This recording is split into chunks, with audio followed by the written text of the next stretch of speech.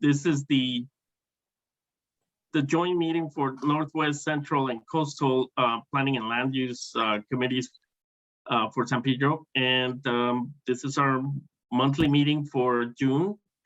And welcome, everyone. My name is Javier Gonzalez Camarillo. I'm from Central Neighborhood Council. We have Diana Nave from Northwest, and we have Robin Rudisill from Coastal.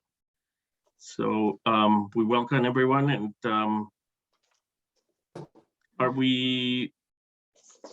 is everybody on that needs to be on, Diana? Just about. What the balance? Okay, Alex declined to be promoted to panelist. Okay, well, I'll allow him to talk. Maybe he did it by accident. I've done that. Okay, I think you can go ahead and start, Javier. Okay, very well. We'll just Okay, keep looking at it.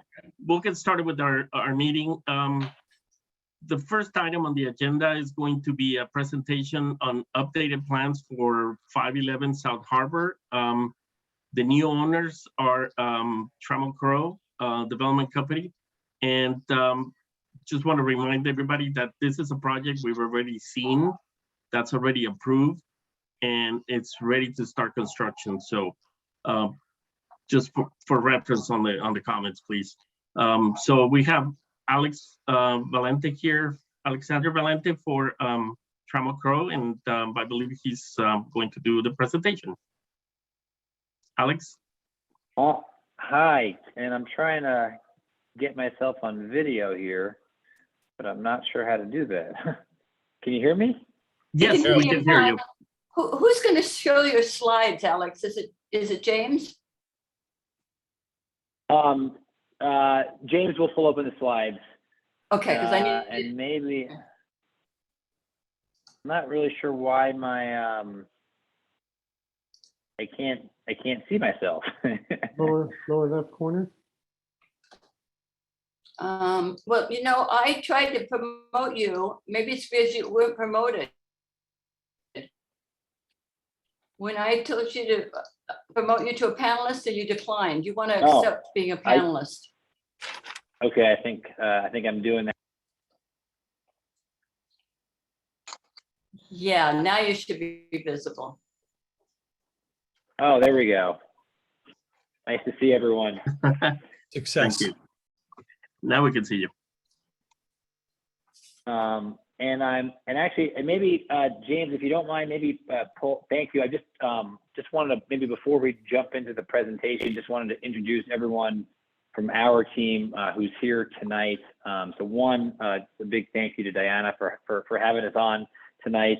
I am joined by James Holt, who I also see with the same very, very cool background that I have, and John Arnold, who is our architect, who's actually been with the project for a number of years now.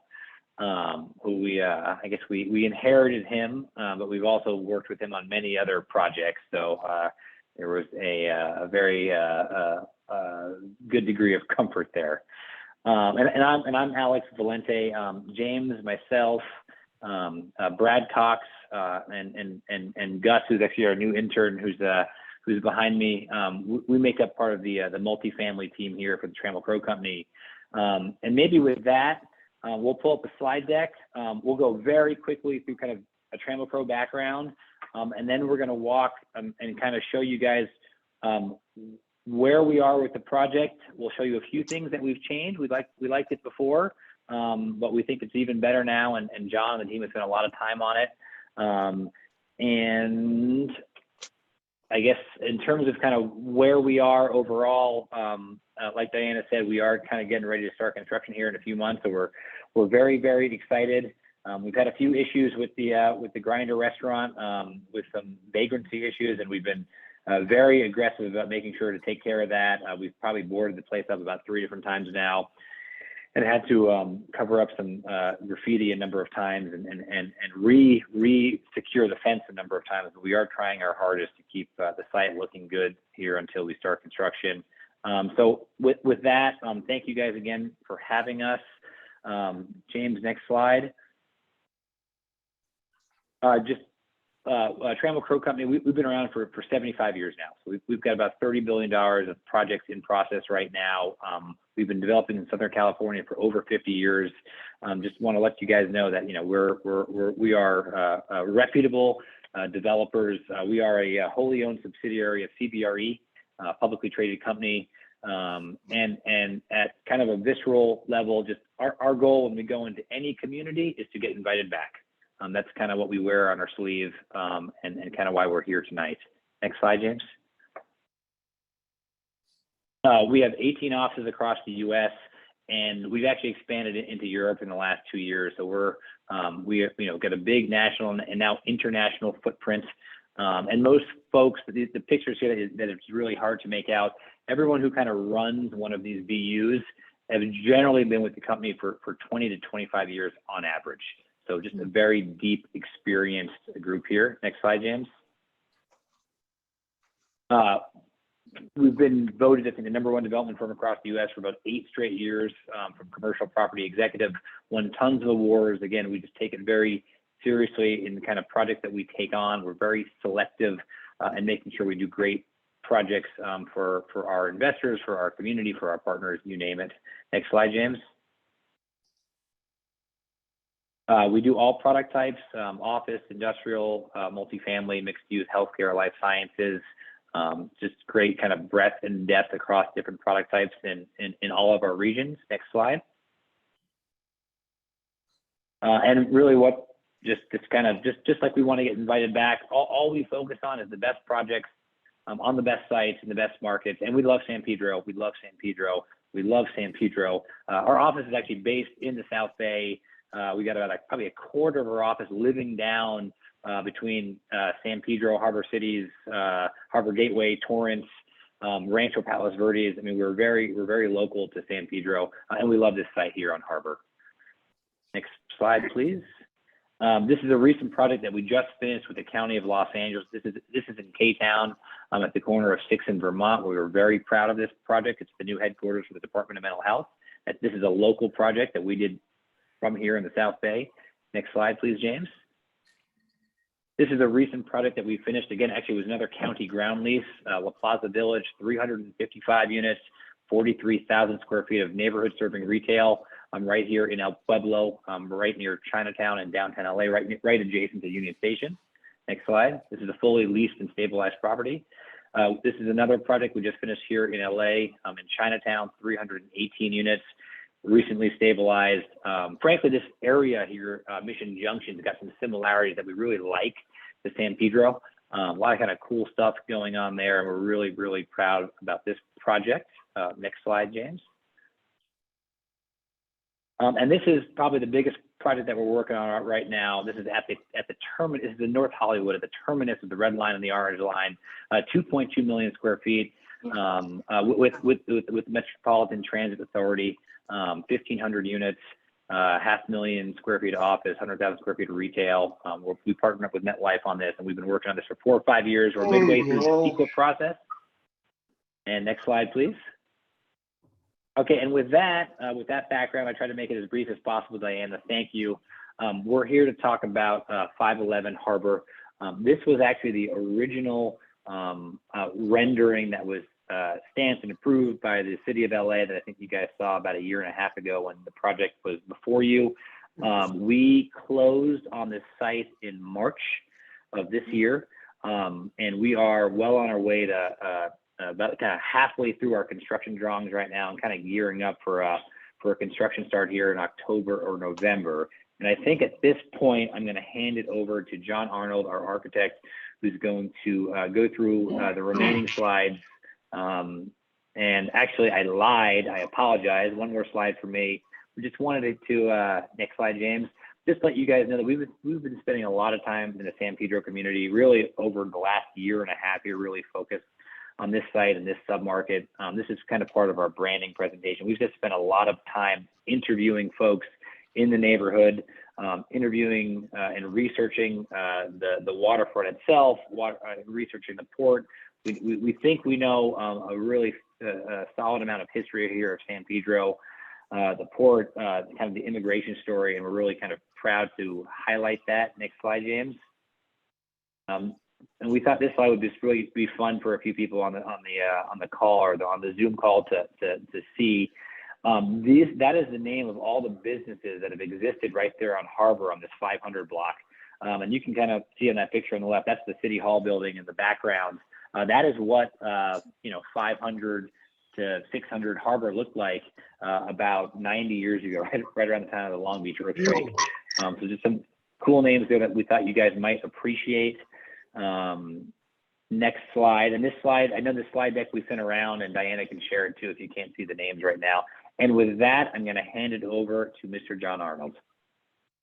Hey everybody, thanks for having us back. Don't know how many of you, I think we're in front of the neighborhood council maybe 2 years ago. So if you were on the board then, I was there. So thanks for having me back. So the project hasn't changed much. We're fully entitled, as you know, and we have to develop the project within the box that we have, but we have made a few I think key changes. Trammell Crow is really good about enhancing the amenity experience. So we took what we had amenity spaces that weren't well developed, and we really started to enhance them. And the amenity spaces that we're really working on, focusing on, are things that are visible from the exterior and that interact with the looking out onto the outside world. And those will be the ground floor, which is the lobby and the leasing area, and the corner small coffee shop. And we also have a gym down there. So everything that fronts onto Harbor. Then also the courtyard experience, which also looks out onto Harbor. We've been enhancing the experience up there with some lounge areas. And then the roof deck, which used to be solely roof deck, is now has a community room next to it, which will be more an enhancement with, more of an atmosphere that I think is really appropriate for the harbor front. So next slide, please. And then another thing that might be really important to some of you is that we have flipped the parking structure basically to work better with a natural grade. And in doing so, we were able to get, Alex, how many more parking stalls did we get? We added 22 more parking stalls to the project. So we have roughly 1 parking stall for every unit now in the project. So as you might recall, we were a little bit under. I think we had I think we're at 117 stalls before 111, but now we're up over 140. So something plus or minus. So that was a good thing, and you won't even notice that. It doesn't show at all from the exterior. It's just basically rearranging the parking garages. So the main element for the ground, as you may recall, is in the specific plan. We have to have a fairly large publicly accessible open space on the ground floor, and we did configure that not to be a courtyard, but to be basically a plaza arcade that sits underneath a 20-foot, 19-foot story, a 90-foot tall space that fronts all of the spaces that you see here. So Harbor Boulevard's on the right, 5th Street is on the top, page north. And so this public plaza has a commercial space at the corner, which is about exactly the right size for a coffee shop. So we're crossing our fingers on that. A lobby, we've now included a gym that fronts onto the plaza open space. So all these have been enhanced and to be and better programmed than what we had before. So I think that's a really good street life enhancement. Next slide, please. That landscape is still there. This hasn't changed an awful lot, but we're really looking at using materials and feeling of the harbor front and our plant material to enhance this public open space on the ground floor. Next slide, please. So this is a rendering of the ground floor. You can see that the plaza, which is an arcade with the concrete columns holding up the building coming down. So we're hoping that as Harbor develops, as it develops in both directions, that maybe that arcade will be picked up in other projects. So it'll really start to create a real harborfront promenade, which I think would be a great addition to what's already going on across the street directly on the harbor. Next slide, please. So another rendering, this is the corner where the commercial is. Next slide, please. And this is actually the 4th floor because the parking garage is 3 floors and the first floor of units is on the 4th floor. And you can see right where you see that little fire pit kind of off to the right. We've really enhanced that area. We've moved some program around where we actually have a lounge there now that faces onto the courtyard. And then this is a kind of a split screen here. What you see in the upper right is the roof deck that's on that corner. That's always been there. But instead of having that unit at the back that's next to the elevators, that's now a community room. So there'll be an outdoor space with a kitchen, an indoor space with a kitchen and a lounge area that will front onto the roof deck there. So that's all been enhanced. Next slide, please. It's a close-up of that roof deck. So again, you see the two elevators that are off to the lower left. That unit is no longer there between the elevators and the roof deck. That is now a community room. Next slide, please. So a little bit of the plant color palette that we're looking at. A lot of muted tones, more California, grays, yellows. So going with that feeling. Next slide, please. And I think the only thing I'll jump in and add there, I think Diana had kind of mentioned that this had come up last time, but it's a combination of native and indigenous plants. They're all kind of above local water conservation standard for landscaping, and we certainly try to do that on all of our projects. And then Trammell Crow has hired a great interior designer that we've all worked with before, and they're developing a whole palette of the feeling of what the building will be like, and that will follow through with all the branding, the signage, and we'll be coordinating. If you notice on the first rendering, we are looking to have a panels that obscure the parking garage that's on the second and third floor.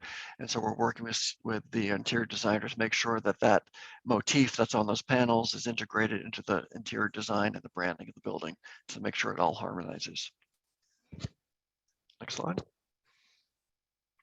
And this is some conceptual sketches that the interior designer put together for the fitness room. So you can see all the amenity spaces that we're putting in will be all coordinated together to make a complete experience.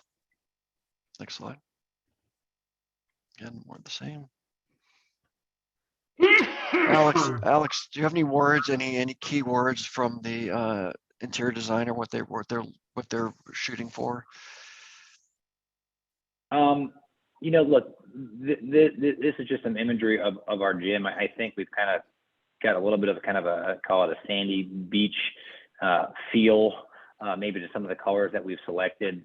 These are some kind of reference images. One for the dog spa, which we also added to the project, which actually exits our project on the south side and kind of will hopefully, kind of walk out to North Park and the West Harbor project once that is completed, hopefully in a year. And then that's really our inspiration for our gym right there, our fitness center right there on the ground floor along Harbor that will open up onto Harbor. And we just think there's going to be a lot of people who love living right here on Harbor and kind of take part in all these active uses along Harbor and then really especially further to the south. Next slide. And more imagery. We're trying to pick up a modern take on the beach and sand and also the industrial nature of the harbor at this location. So that's the theme that they were looking for without avoiding going nautical, which I think was another thing we were trying to do. We were trying to differentiate ourselves from Harborfront behind us. No anchors, no ropes. Next slide. Next slide. Or is that the last slide? I think it might be. That's a picture of the bike room, everybody. There's our bike room, which comes right off of our garage. And Diana, we do have some kind of updated numbers on bike parking and automobile parking that we're happy to share. Next slide, James.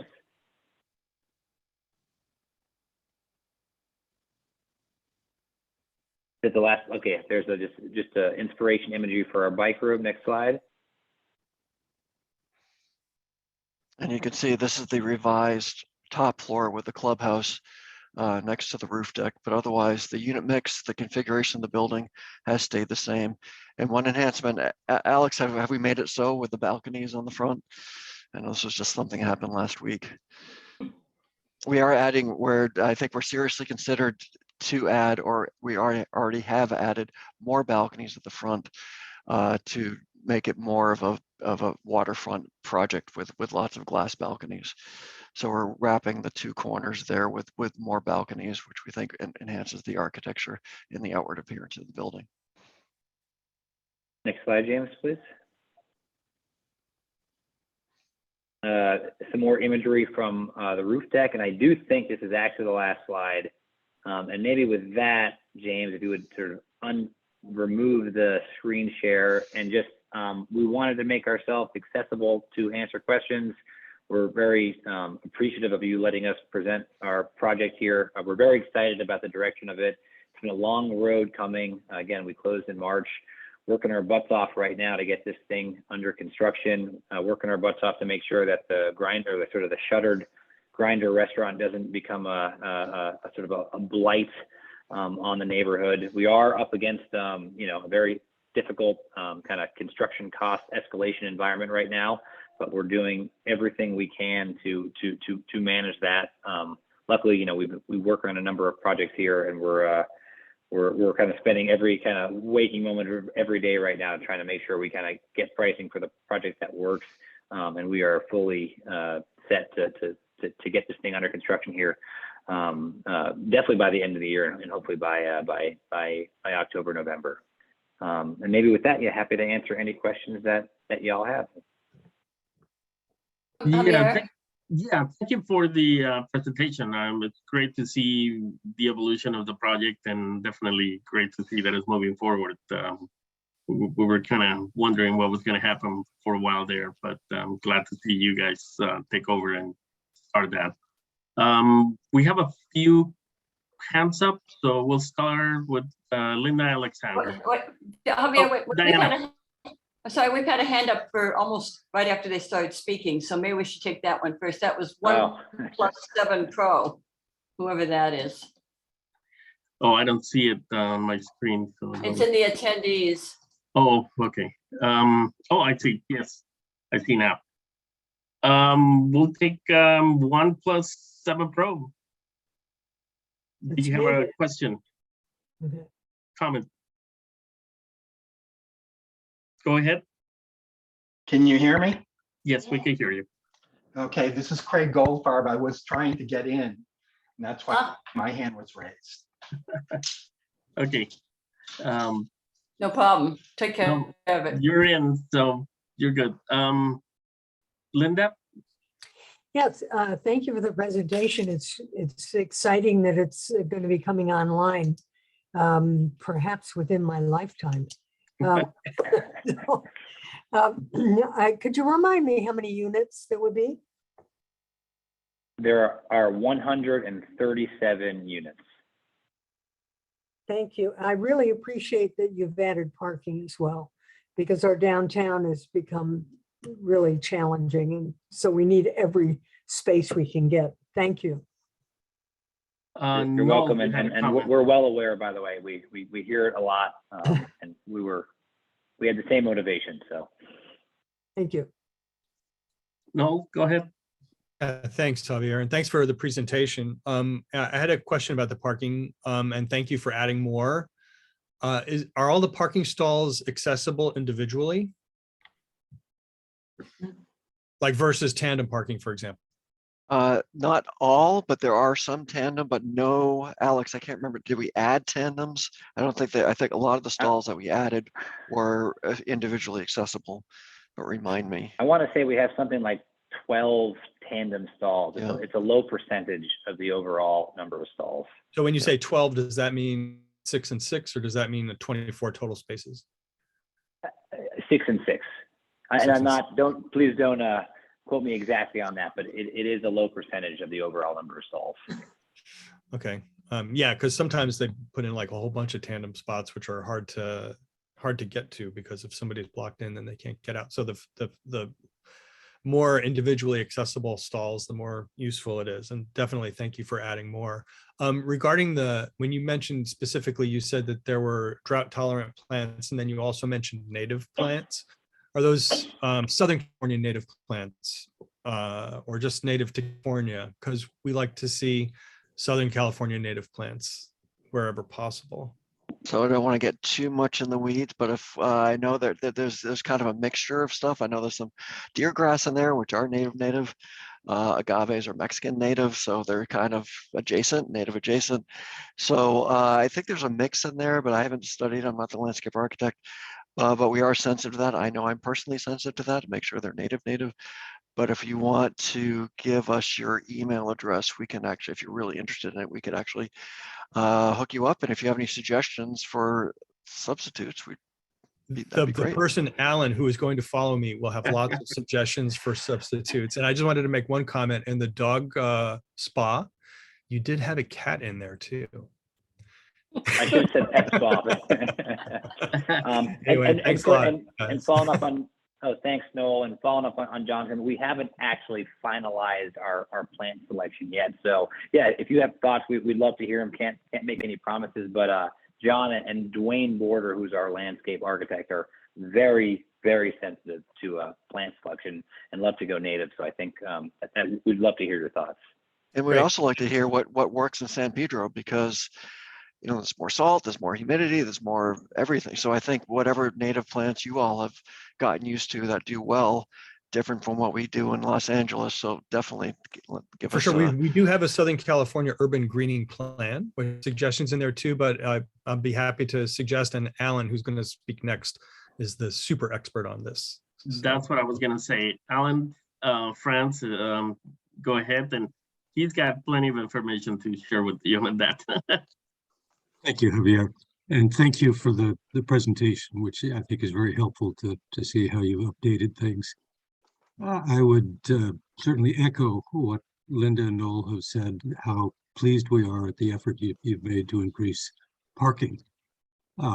What I don't see personally, and I think Noel as well, is comparable attention and effort put into updating and improving the landscape plant selection palette and the like. It still looks like on the slide that you went through very quickly, that most of the plants are non-natives. They're generics that are maybe a little cheaper.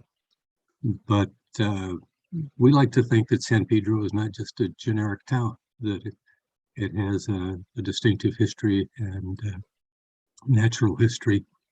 We do have a native plant nursery actually in San Pedro, a couple of miles from the site, as I believe I mentioned to you when you spoke to us before.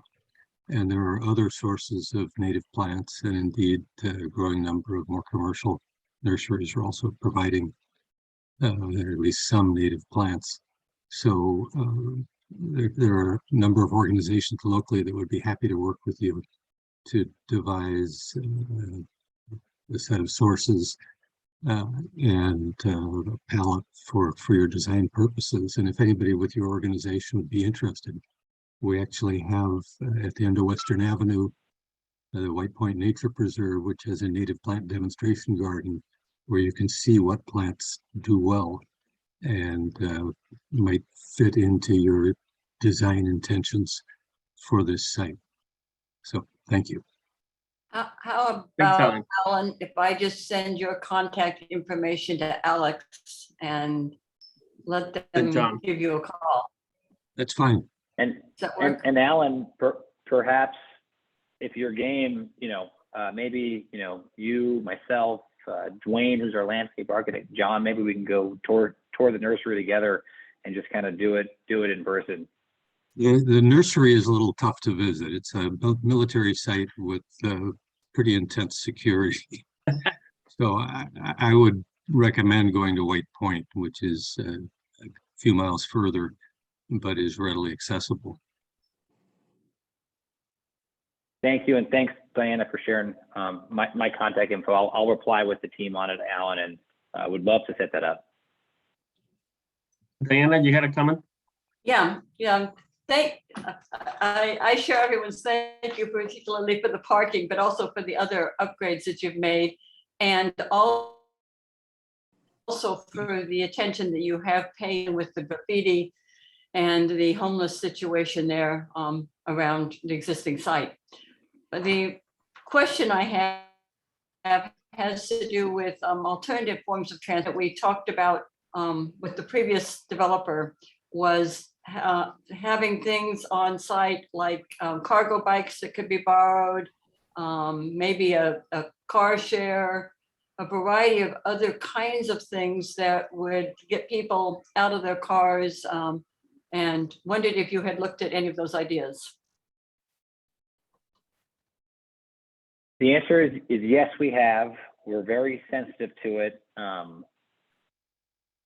The parking is going to be tricky. We have explored potentially a car share idea. I think it's going to be tough here because of the geometry of the parking garage, and just the very kind of narrow and kind of a scarce amount of stalls that we do have in general for the residents.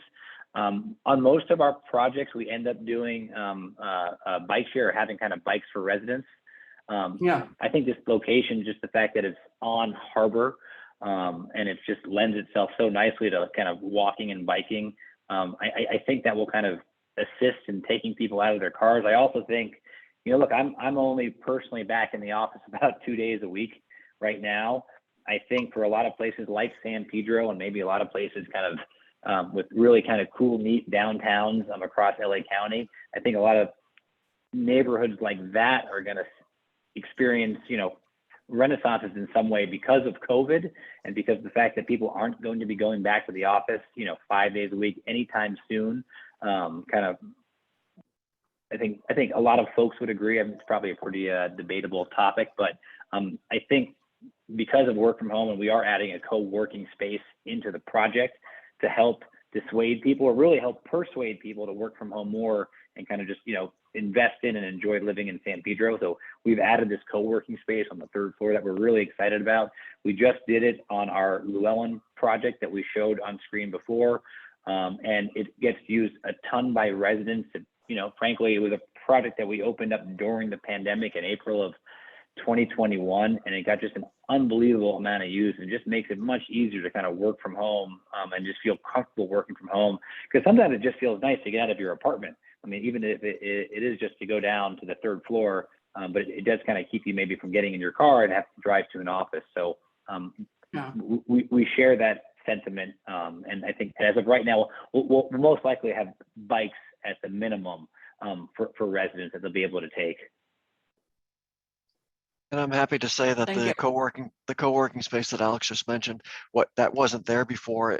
It was all like storage areas that with just blank wall facing harbor. So now it's all gonna be glazed with storefront looking onto harbor. So there's gonna be a lot more activity at multiple levels against the street. So that was a huge architectural and street urban improvement that was been made.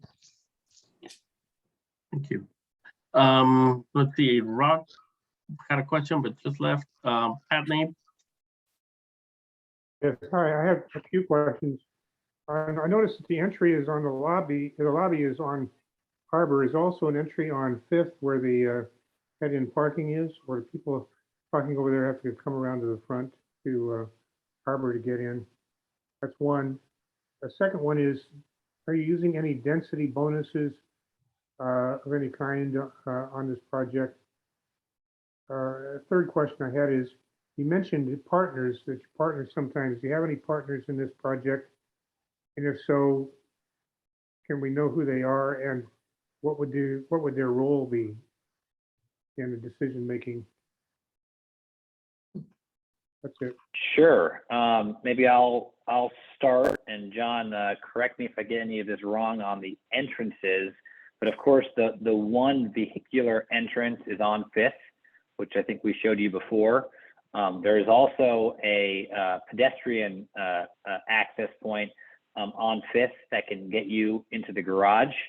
There will also, we're expecting, and we're designing it this way, we're expecting to have a pedestrian entrance, kind of a side entrance into that commercial space on 5th. And then of course, we have the entrance from Harbor into the lobby, and we're gonna have, I believe we're gonna have 2 separate entrance doors into the lobby from Harbor. And then we actually do have, kind of fronting the Sunrise Hotel, we do have another resident only ingress egress pedestrian entrance which will be off the dog spa, but it will be another way into the building, and it will be a controlled entry. In terms of density bonus, this was a project that we purchased and closed on that had a pre-existing set of entitlements. I actually do think that the original approval did enjoy a density bonus. I think that's how there was some kind of relief on certain things around the project. There are 16 affordable units on site, but we were, the Trammell Crow Company was not a part of that. We purchased a pre-existing entitlement. As you know, it is often difficult and very time consuming to kind of get through the entitlement process in California. So it's one of the things that we pride ourselves on, is trying to take take entitled projects and enhance them. It does kind of get us a little bit closer to a construction start when we come on board. And in terms of partners, we have on this project, we have an insurance company that's our financial partner. And this will be the third consecutive multifamily project that they've invested in with us. They're based in Iowa. So for the most part, it'll be the Trammell Crow Company and our design team, John and company, and of course our contractor, who'll be kind of on the ground. And their role is essentially, we provide the on the ground sponsor development expertise, and they provide the bulk of the money. And that's kind of how these things come together. Does that answer your questions, Pat? It did, but kind of one more. Do you have your building permits already? We do not have our building permits, but we're into plan check right now. Great, thank you very much. Rock, you had a question? I just want to make a comment. Thanks, Alex and everybody. Great presentation. Second time I saw it. Great that it's moving along. My office just steps from you, so great to have you in the neighborhood. And I just want to compliment the fact that you actually included slides on San Pedro and history. And I don't think, since I've been involved with this, I ever saw anybody do that before. So thank you very much.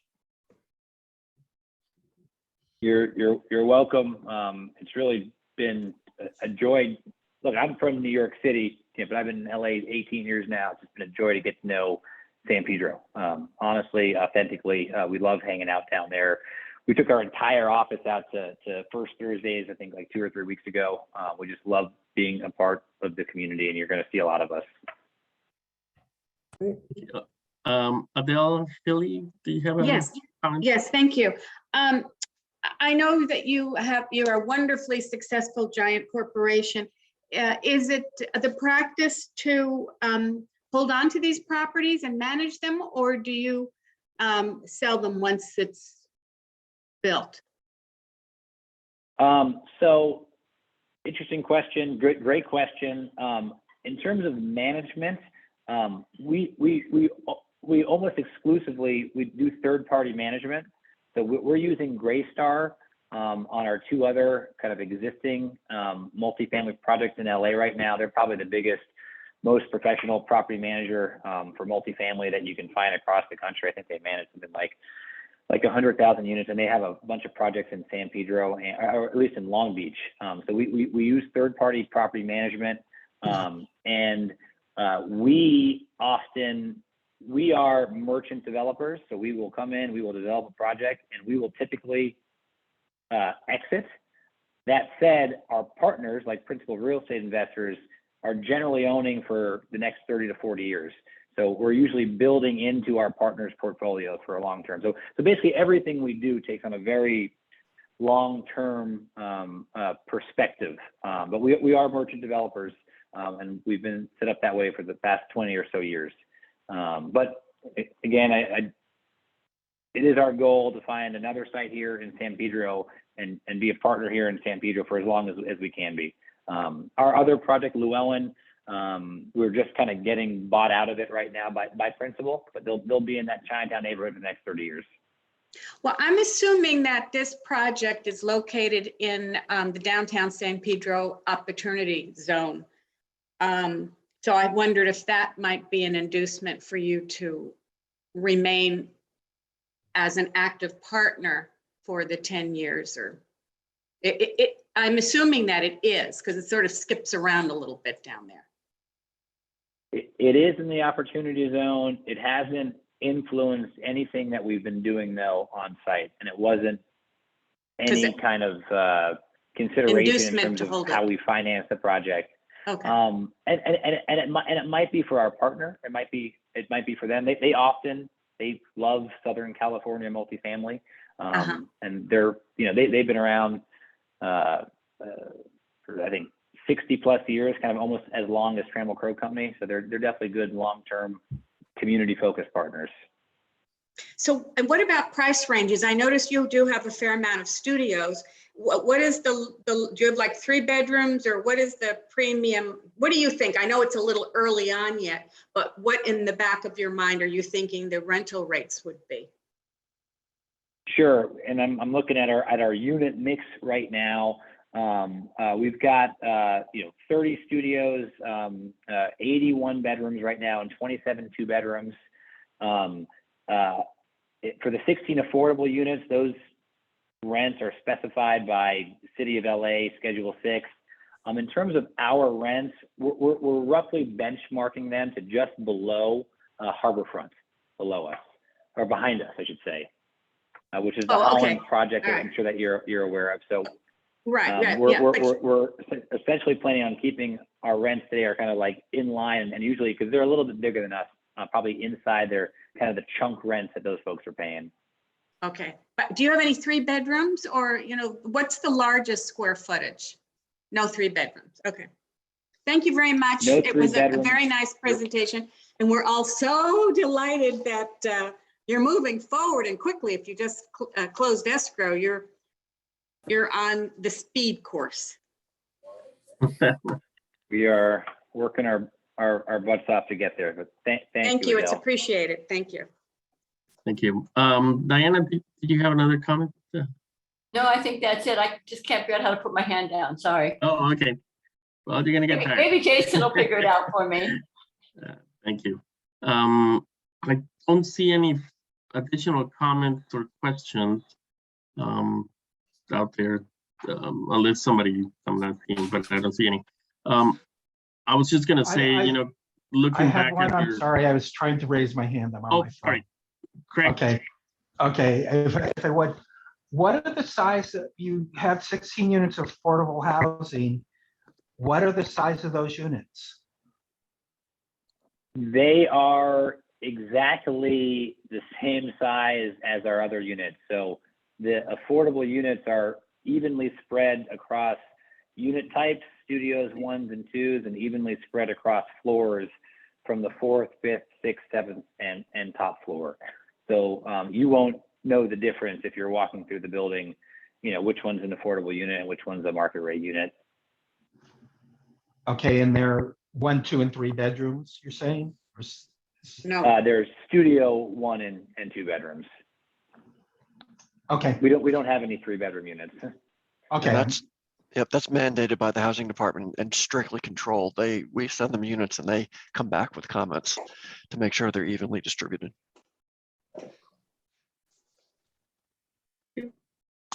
Thank you. I think that was the last one. So what I was just gonna say is that comparing, the rendering that we had like a couple of years ago when we saw it and what you guys have now, I am encouraged to see some of the improvements and some of the treatment of the massing and the materials. Looks a little softer, so it's good to see that. And definitely the street level looks a little more animated, maybe not so dark. Could be the rendering, but it looks very nice. So, we're looking forward to the project, and it's going to be a great addition to our town. So definitely something to look forward to. Then thank you for your presentation. Thank you for your time. We really appreciate it. You're welcome. Thank you again for having us. Where is Alan? I don't see you, but please send us an email, and it'd be really fun to set that tour up in San Pedro. So look forward to that, and yeah, well, we're going to try to get this thing under construction here as soon as we humanly can. And please reach out, email, phone, any issues. If you guys see anything walking around the neighborhood on the site, just feel free to reach out. We're very much in contact with the chamber and the bid patrol, and just kind of making sure we're doing our job here as a good neighbor. Well, thank you, and we appreciate it. And I'm sure Diana could get Alan in contact with you. Yep. Well, thanks again. And, you know, we will be looking forward to the construction getting started there. All right, well, thank you all.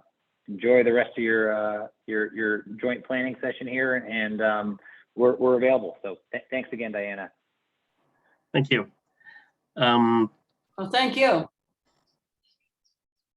Let's see, we're going to take on our next item on the agenda. Diana, are they here? Yeah, they're here. Okay, very good. I do need to find out from them who they want, who's showing the slides. So I need to promote that person. I'll be showing the slides. This is Eric Higuchi. Eric, okay. Eric. Okay, so our next item on the agenda is a presentation for plans to construct a self-storage unit at 825 Miraflores. For reference, this is right behind the animal shelter on Gaffey, so just so you can situate it. And Eric, you can go ahead and Great. your presentation. Thank you for the opportunity to present before this joint San Pedro Neighborhood Council. I really appreciate your time and as well as your service to the neighborhood.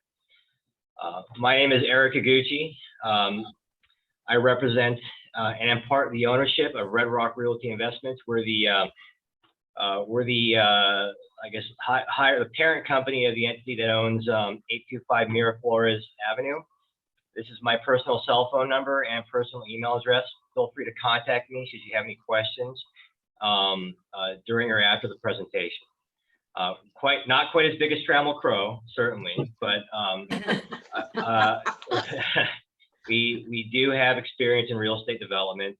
Myself working for large companies for 17 years, and under Red Rock, which is certainly a small partnership, we have active self-storage projects in Palm Springs as well, and residential projects in Orange County and in other parts of Utah, of all places.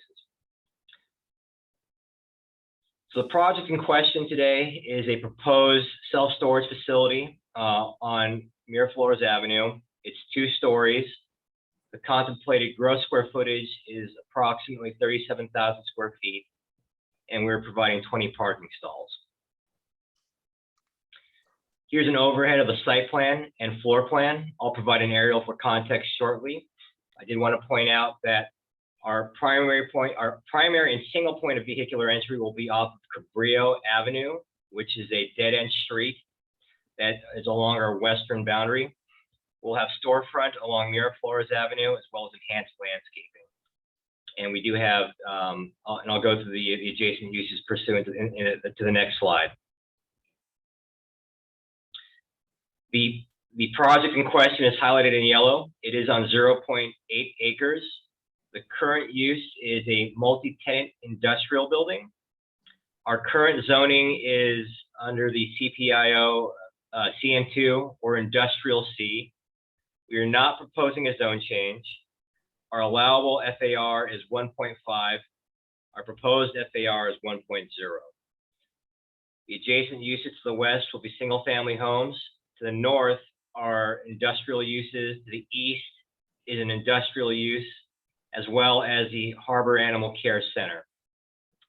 To the south of us is Leland Park, but that is 60 feet above the finished grade of that ball field is 60 feet higher than our finished grade.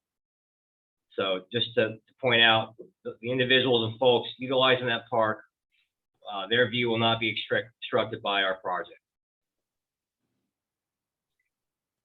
Just for more context, so there's no confusion, the project is within the central San Pedro Neighborhood Council. We're right on the border between the Northwest San Pedro Neighborhood Council and Central Neighborhood Council. Here's some street views of the property. This is looking east on Miraflores to the port. Excuse me. You can see it's a single-family industrial building, a single-story industrial building. Here's a street view to the west, looking west on Miraflores. The red gate is also part of the property, and that little hut behind that gate is part of the property. This is a view looking north on Cabrillo Avenue. That's towards the park. And here's a view looking south on Cabrillo Avenue. I guess this would be oriented towards the port. So I did want to go through some community benefits, or what are, in my opinion, community benefits. This building will be 2 stories, or is contemplated as 2 stories. We believe it serves as a noise buffer between Harbor Animal Care Center and the neighborhood to the west. If you've been out there, the animal noise from the shelter is constant, fairly constant. The kennels are right adjacent. The dog kennels themselves are immediately adjacent to the project. We believe the building will act as a sound wall. Redevelopment as a more neighborhood appropriate use. The project's present use is light industrial. There are some manufacturing, cabinet manufacturers on site.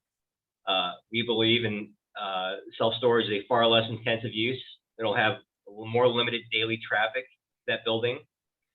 We believe the project will also enhance the existing street scene. As you can tell, there's currently no landscaping on site on the property. And also the inherent community demand for self-storage.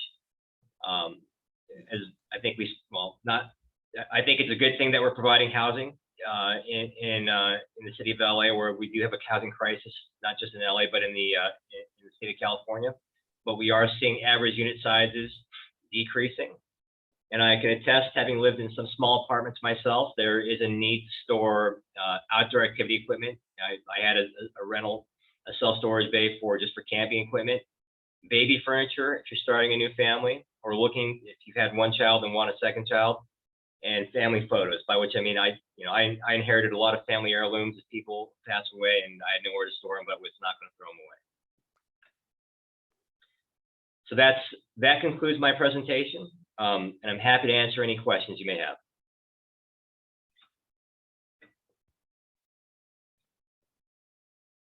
Thank you, Eric. Let's see.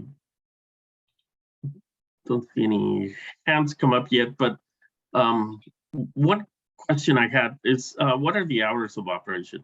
The hours will be, they're not called tenants, licensees or the users of the facility will be able to access the facility from 7 to 7, I believe, is what we're contemplating. There will be staff on site from 8 to 5. We don't do these as 24-hour facilities because as of late, we've seen a lot more vandalism occurring in the later hours in the evening on all the 24-hour facilities. Or theft, excuse me, theft. Okay, thank you. I see Pat Nabe has a comment or question. Thank you. Go ahead, Pat. Could you repeat what you said about on-site management?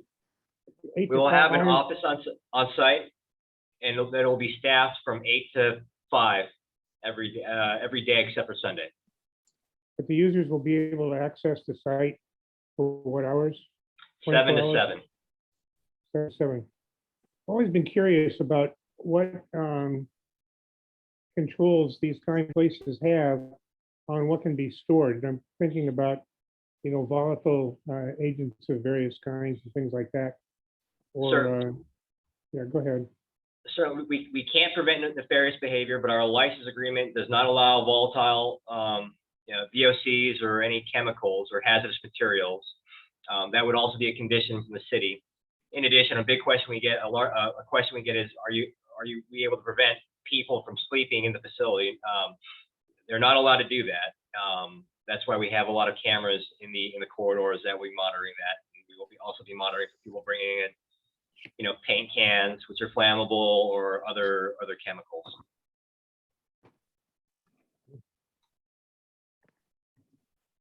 Let's see. Thank you. I don't see any additional questions. Another question I have is, what is the proposed lighting for the facility and the parking area? It'll primarily be wall packs. Unfortunately, we didn't do a great job of showing them here, but it'll be wall packs on the actual building itself. And Diana, you had a comment or question? Well, I do, but you've got an attendee who's got a hand up first. Let me see. So let me go to the Frank. You have a comment or question for Eric? No, I don't have my hand up. No, not you, No, Frank. no. There's another Frank in the attendees. Oh, Sorry about that. No last name, just Frank. Can you hear me? Yes. Okay. Barely. Yeah, okay, well, I don't know what's going on with my computer, but I can't get my video camera to work, but I do have some questions. Are you gonna ask for any variances? No variances. You don't need any variances, okay. Have you noticed the street from Gaffey to Cabrillo? The condition of that street? Gaffey to Miraflores to Cabrillo? Yeah, Miraflores, yeah. Yes, yes, we are very aware of that street condition. It's not great.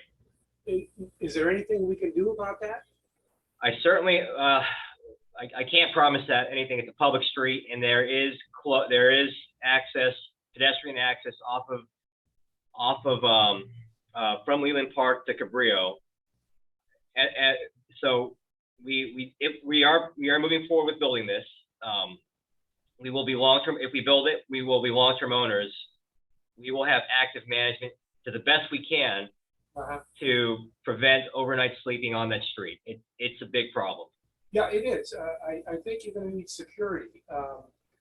There's absolutely no lighting there at night. It's very dark. It's pitch black. And if you're just going to have lights on the building, I'm not sure that's going to do it. But anyway, that's for you. Yeah, I agree. I would, lighting is certainly more secure, but we have to be mindful of, LA City Code as well as the residents. So, but agreed. If we could do more lighting there, we would. But we're mindful of that, and I agree. Cabrillo is an unfortunate pocket in that neighborhood. Right. Yeah. Do you have a building permit? No, we do not. We have just submitted our application, and we're going through the public review process at this time. Okay. All right.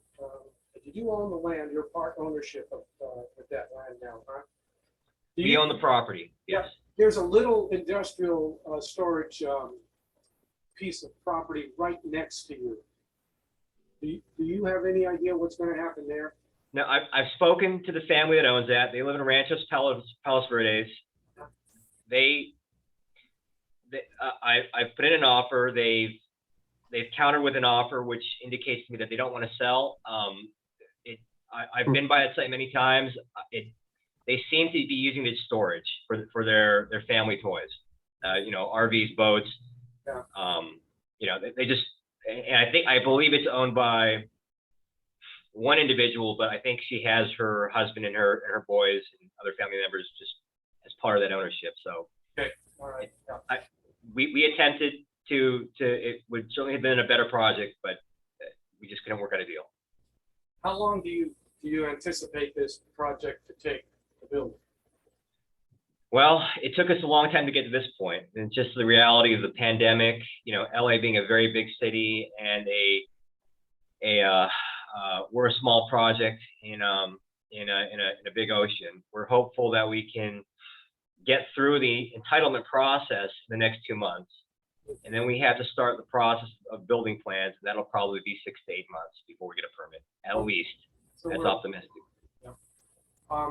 Would you be open to kind of like designing some part of your building? I don't say the whole building, but at least little parts here and there in a Mediterranean style to match the neighborhood? No, but happy to do that to the extent we can. It's a little tough with these commercial buildings because of flat roofs. We did do the stone on the frontage. Mhm. I am embarrassed of the rendering of the landscaping, but we are using the plant palette from the CTIO, and to offer it like Trammell Crow did. You know, I'm a big fan of landscaping. Landscaping is the kind of the only opportunity we have to be creative and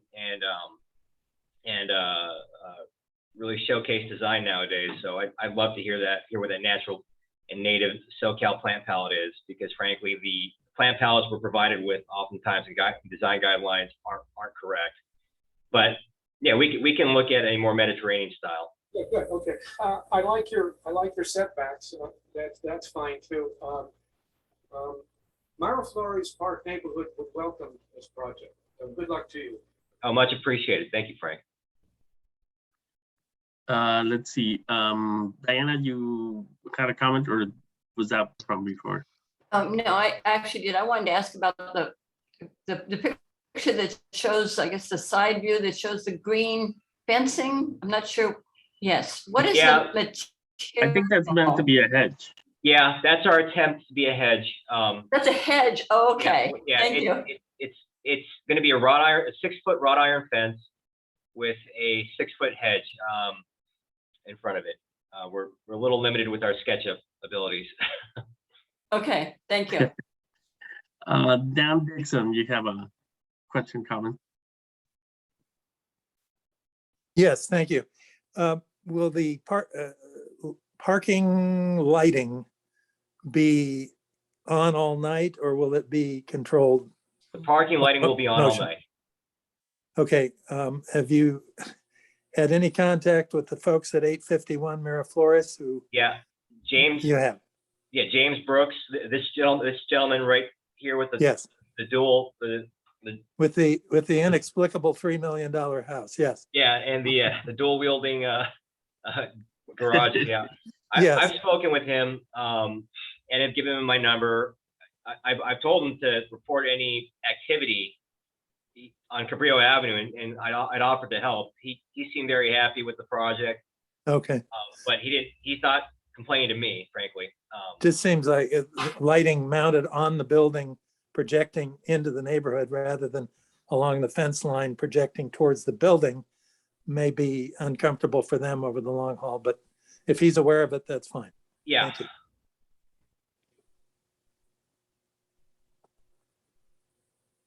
Let's see. Jason Herring, you have a comment? You've got You're Jason. muted. Jason, you're muted. There you go.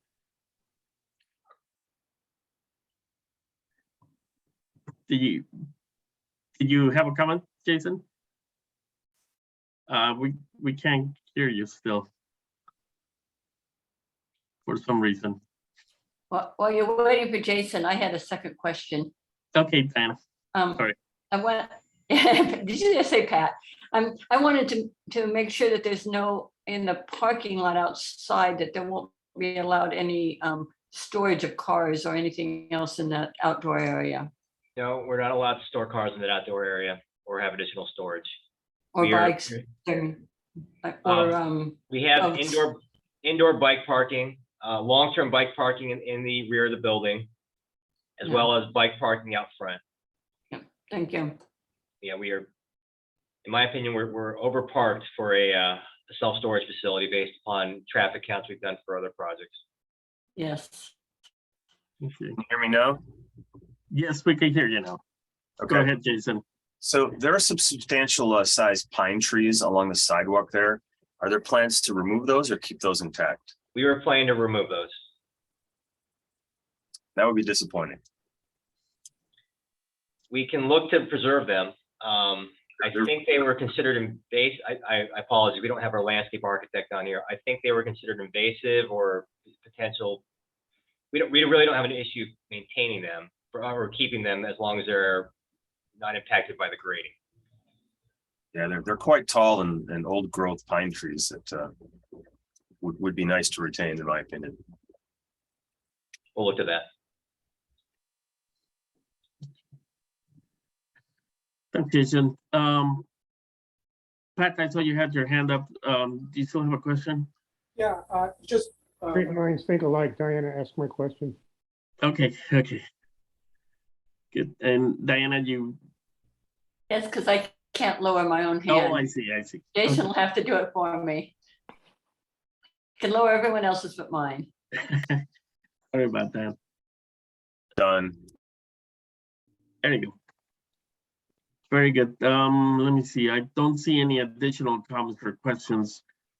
Eric, what's next on your entitlement process, and when do you think you can be at the building department plan check? We have our expediter Judy Lee on the phone on the call as well. Judy, we're looking at zoning administrator next.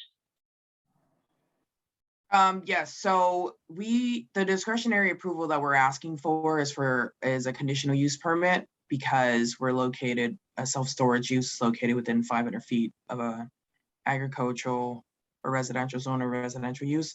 And the initial decision maker on the CUP is the ZA. So we expect to appear before the ZA in the next 2 to 3 months. And then Eric can decide when he wants to start the building permit process. We can technically start it now, but we're probably going to get through the entitlements first, or at least get to a point where we reasonably expect that the project that we're proposing as is, we can go ahead and trigger construction documents and then go for building permit. But the building permit process itself will probably take 6 to 9 months. Okay. So in all, we'll probably break ground the end of next year or so, 3rd or 4th quarter next year. Yeah, I believe it. Thank you for the information. Thanks, Judy. Let's see, I don't see any further questions or comments. So, well, thank you for your time, everybody. I really appreciate it. My cell phone number, my email is up in front of you. Happy to field any questions you may have later on. Thank you, Eric. And I'm sure Diana can share that information as well, and you have it right here on the screen. So Yeah, I'll put it in the notes of the meeting. thanks again, Eric. You're welcome. Let's see, and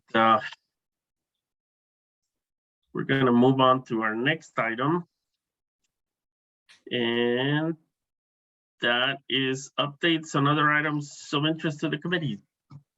Diana? Yeah, I have quite a few tonight. First thing I want to do is to introduce Bernadine Gonzalez. She is still on the call. Bernadine is the principal of Harbor Occupational Center, and I wanted to give her a chance to just say hello and introduce herself if she wants. So I'm going to allow her to talk. Bernadine, would you like to say something?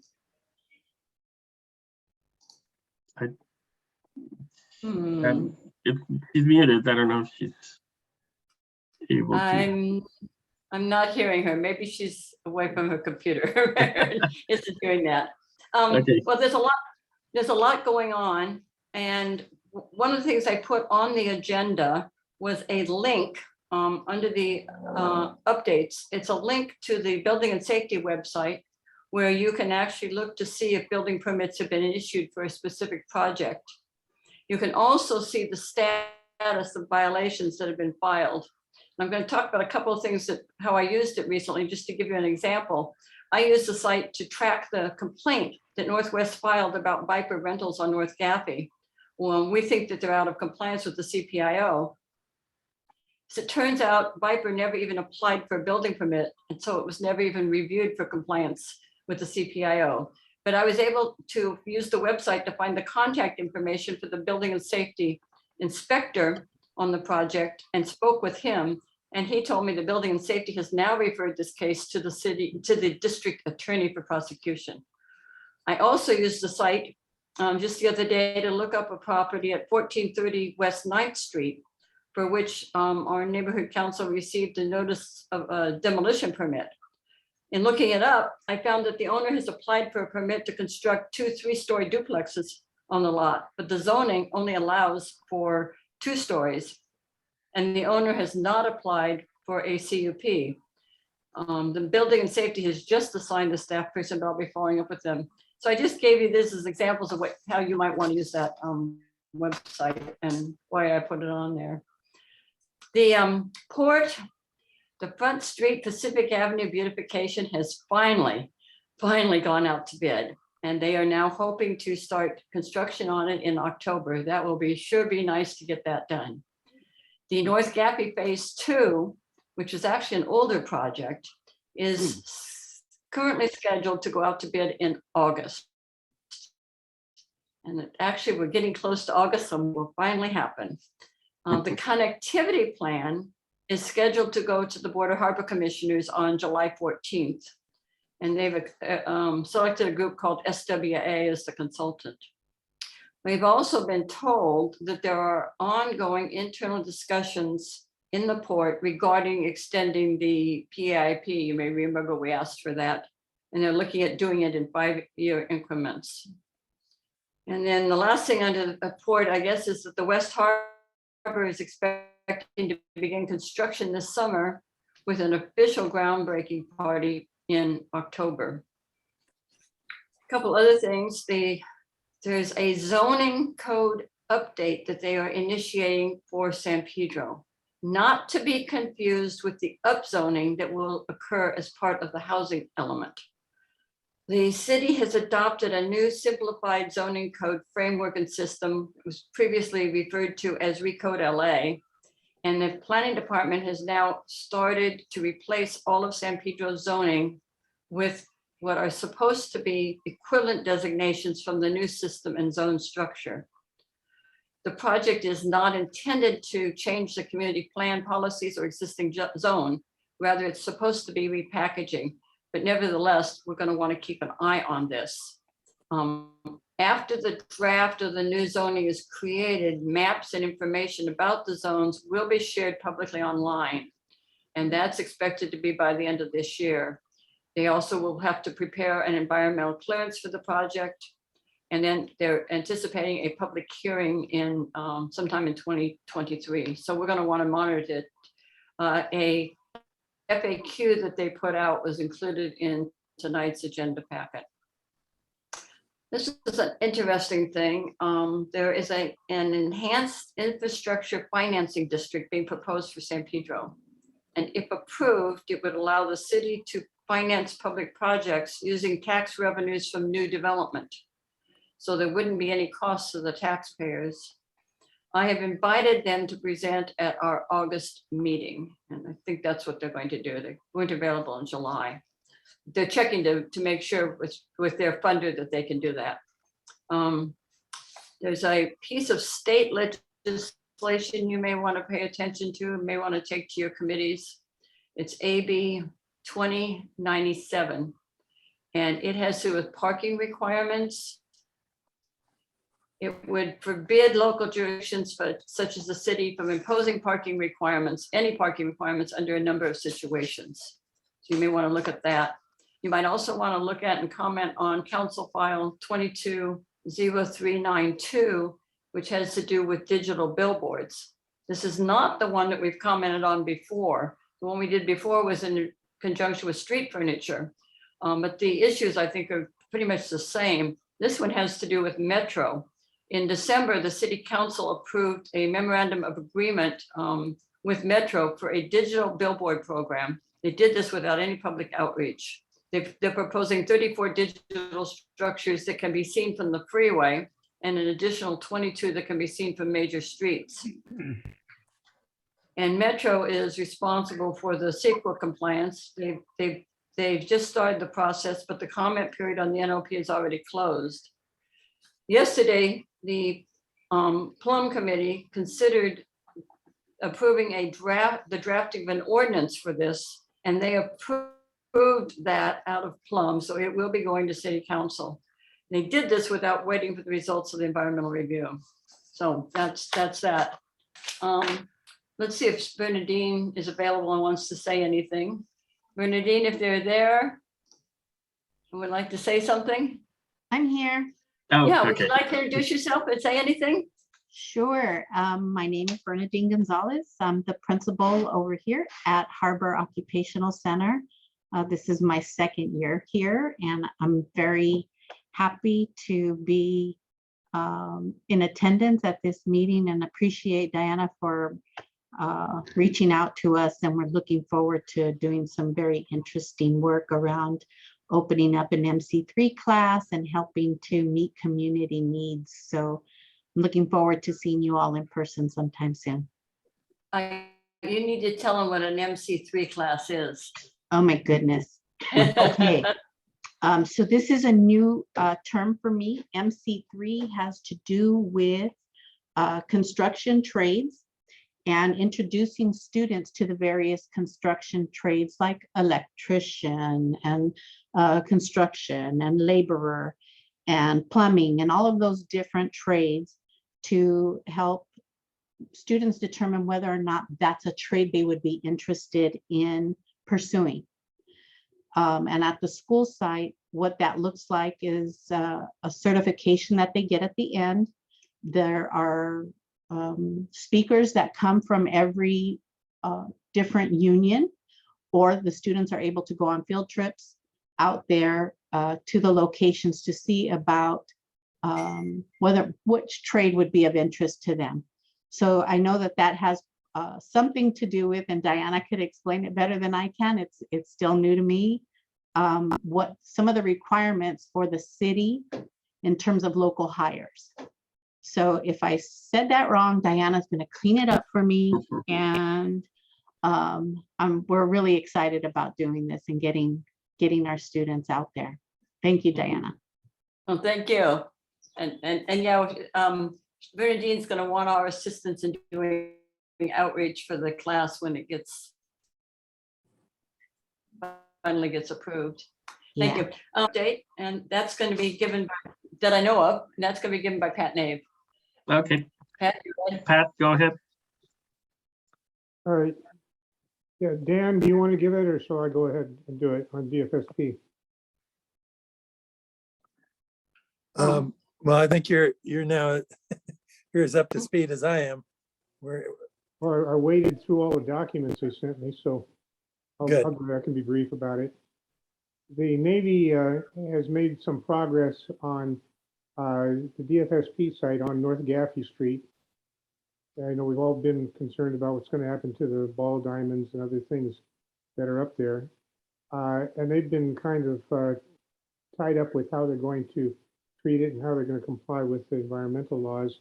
And they've finally issued a few documents. What they've basically done is divided this project into two parts finally. The marine terminal over in Long Beach, and then the North Gaffey Street part of it that we're all concerned about. And with respect to the marine terminal, they've removed the requirement of fueling Navy ships. The Navy decided they don't really need it for that purpose. Excuse me. In fact, have closed off 4 of the major pipelines that feed it, including the one from the terminal on North Gaffey Street. The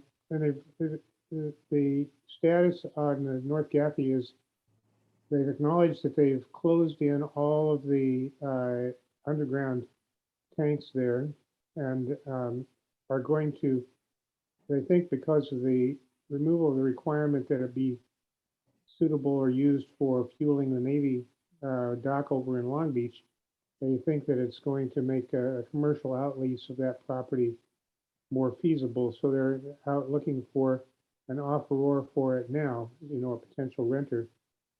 They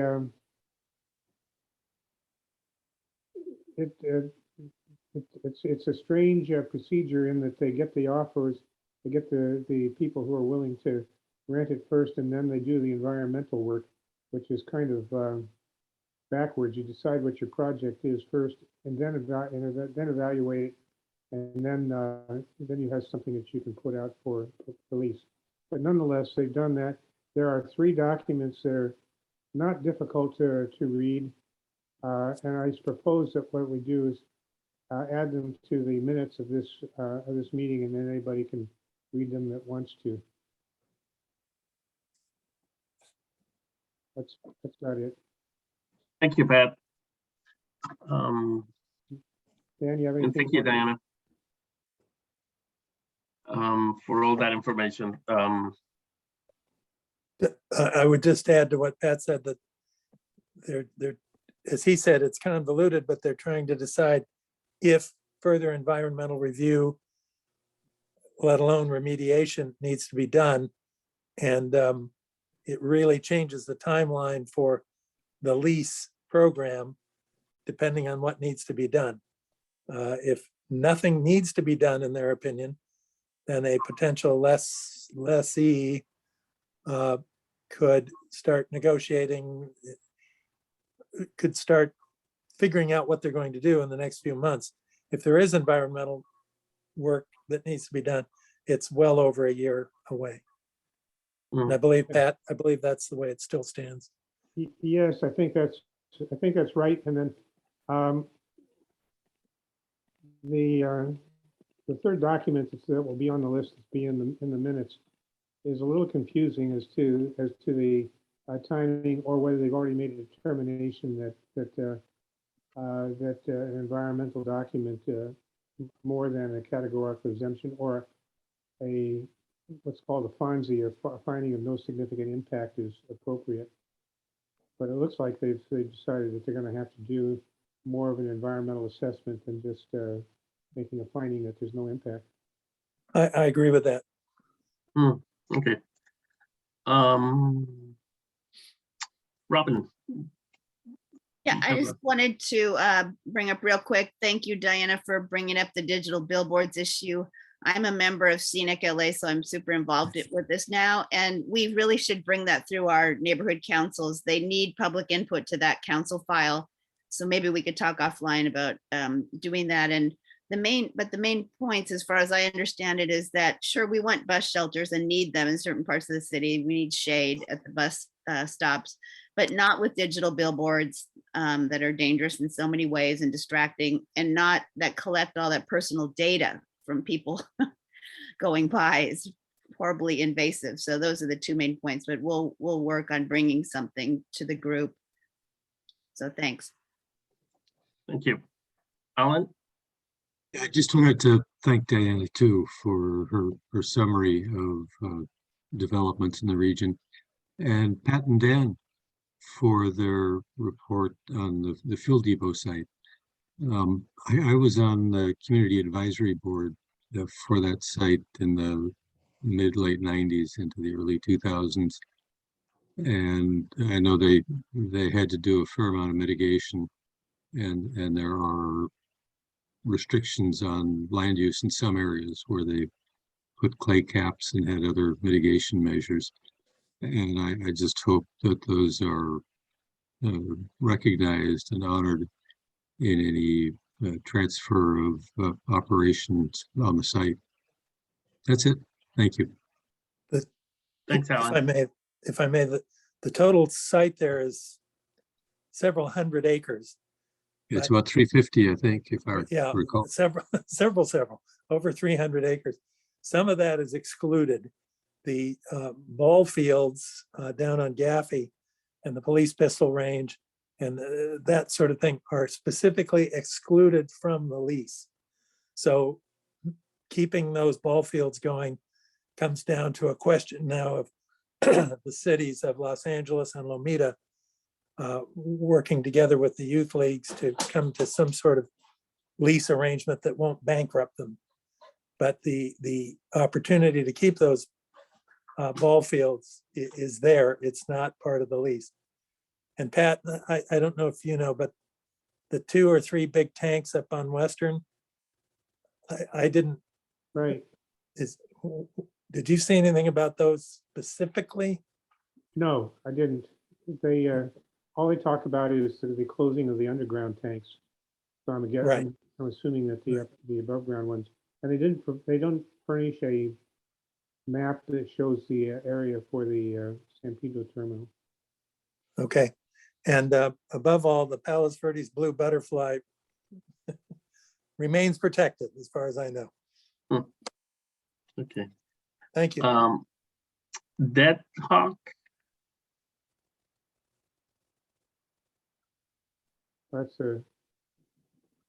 That, that's Chuck are you Hart. there? That's Chuck Hart. Oh, talking to me? yes. You had your hand raised, so. Yeah, I'll try. Can we go? Did you want to add something to the, oh, I have a question for Pat. yeah, go ahead, Chuck. The fact that the depot has been closed now for years, doesn't that have any merit as to anything that goes into that is conducted there now or going forward? Would it require a full EIR since it's been closed for so long? Well, Anything that happens there is going to have an impact. That's certainly a position that you could expect expect any consultant really to take. Yes, because you can't take credit for activity that took place there before. It would be a new, a tabula rasa, a new place to start. If they came in and said, we want to lease it for $1 a year to the Palos Verdes Land Conservancy to raise plants on, we'd probably support a finding of no significant impact. But, they're looking to make some money here. So, yeah, we're going to have to, it just depends on what they come up with, Chuck, and how many cars and trucks and where the air, the air quality impact's going to be and things like that. But we would certainly take a position as you start count from zero. Exactly. That's my point. I think it's been 0, 0, 0, 0 for years now. And anything that goes in there is going to have an environmental impact. So I don't know. Just my point of view. Yeah. Thanks, Chuck. Jason? Just Pat said the word So make some money, and that is absolutely the Navy's intent. They're not giving anything away anymore. They want strictly, they want to keep the property and lease it so that they have the ability downstream. If property is suddenly worth $5 million an acre, they want to be able to take advantage of that. So they're thinking monetary gain or not with their, they're not thinking with their heart. That's for sure. I did notice that, in the past, we've been dealing with reserve officers. They come in, they kind of run things for a while, but they're reserve officers. I noticed that the documents this time were signed by an admiral, on active duty. I think that's very much part of their program. And my immediate thought was that Pat Nave's dream of a community golf course is probably out the window. You remember that? Let's see, Jason, you had a comment. yes, I did. So Pat, now these guys, they presented this plan some years ago in Northwest, I remember. And those underground tanks were to be filled with some kind of foam. Is that foam something that could be removed and the tanks could potentially put back into service again, or are they permanently filled? I was thinking of that when I read the reports. Let me see if I can find the paragraph. It's really short. I believe the answer is a hard no. A hard no, right? Well, here. Hard no what? That was an A or B question. Here it is. Sorry. Here's the answer. Okay. In 1980, the operation of the facility was with the Logistics Agency. By May 2014, the Defense Agency had placed all fuel storage tanks at the facility in a non-active temporary closure status. By July 2017, all underground storage tanks had been permanently closed, cleaned, and filled in. That's all they said.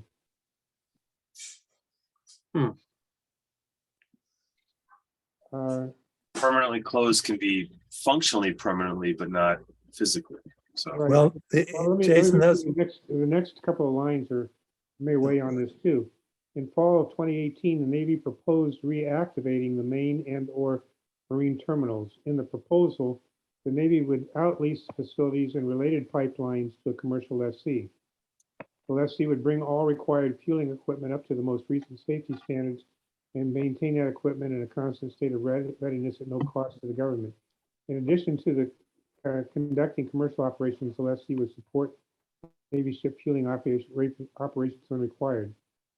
So that the environmental assessment for that proposal was drafted, but was not finalized pending the outcome of the lease process. In this way, specific proposals would be taken into account and analyzed in more detail. Then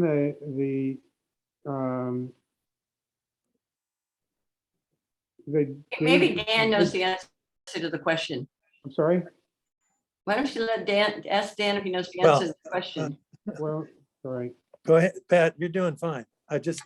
All I would say is that our great fear in all of this, and our first 110 questions out of 111 were,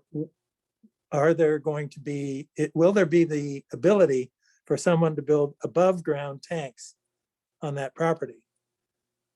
That would be horrifying. And the direction this has gone since we first talked about it a couple of years ago is not likely, but we need to be vigilant about it. The Navy, the military in every lease I've ever seen for property, down at they have a take back clause in them that if for national defense reasons they need to, they can take back the property. And so if that's in the lease agreement for it, then they could take it back and put anything they wanted on them on top of the ground. They could, the old tanks, by the way, some of them were leaking at the time they filled them in. But probably would have to be dug out, replaced, relined, or something to them to make them usable. But I suppose anything's possible. You can use taxpayers' money to do it. I would suggest we ask Dan to ask Greg the question so we get a definitive answer on whether or not the underground tanks are permanently closed or could be reopened. Yes, yeah, I will do that. Thank you. Thank you. Jason, anything else or? No, that was the extent. Thank you. Okay, thanks. Alan? I would just add, following up on the previous comments, that in my recollection, there were hydrocarbons that had been leaked that appeared to have come from the 76 refinery across the street to the southern part of the frontage along Gaffey.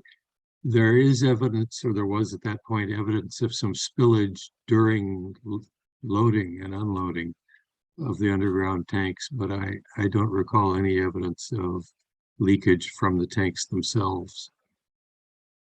There was the tanks that were underground tanks over by the Ponte Vista property leaked. Oh, Yeah. and that wasn't from spillage from filling in. It was leakage, and we actually talked to the Navy officers that were responsible for kind of fixing that, and that's when they actually filled in those tanks right up behind Ponte Vista, just to the north. There are two tanks up there.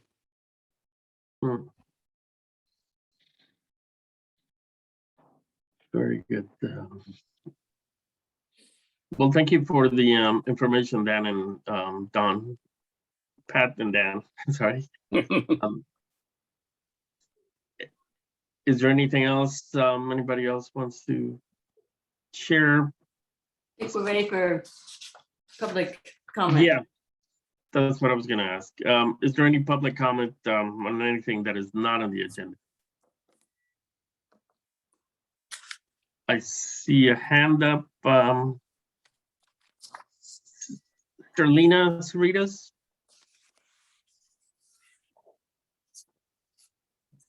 Go ahead. Hi, can you guys hear me? Yes. Okay. Good evening, everyone. The San Pedro Neighborhood Council members and community members. This is Strelina Cerritos. I am the Public Relations Director for West Cal Academy. We're a 501c3 nonprofit, community-based organization that specializes in personalized career mentoring for people of all ages. We have a focus on at-promise youth, formerly known as at-risk youth, and we are headquartered in Torrance, California. We have a satellite office in San Pedro, and we are happy to invite you all to our free West Cal Career Pathway Workshop event on Thursday, June 30th from 6 p.m. to 8 p.m. This free event will be taking place at the historical arcade building across from the Warner Grand Theater. The address will be 479 West 6th Street, San Pedro, California, 90731. And we're thankful that this event is sponsored by the Central San Pedro Neighborhood Council. We're going to be promoting careers of the maritime industry, and we will be having speakers engaging the attendees regarding careers in the maritime industry. There will be free snacks and refreshments, and more information can be found on our website, westcalacademy.com. Of course, you can also find more information on our social media channels. The RSVP is strongly encouraged, and our Eventbrite can also be found on our social media channels. You really can't miss it. So for any questions or comments, you guys can email us at info@westcalacademy.com, or you can call our office number at 310-849-8614. Again, this information is on our social media, Facebook, Twitter, Instagram as well. And please just look us up on Google. You'll easily find us. Thank you very much. Thank you, Carlina. What are the hours of the event? I'm sorry. It is from 6 p.m. to 8 p.m. on Thursday, June 30th. Okay. Thank you very much. Thank you. Okay, I believe those are all the comments we have. So that would mean we are ready to adjourn our meeting. And I thank everyone for being here. Let's see when our next meeting is. Next meeting is July 27th. So hope to see you guys back again. And everyone have a good night. Thank you. Thank you. Thank you. Thanks, Diana. See you later.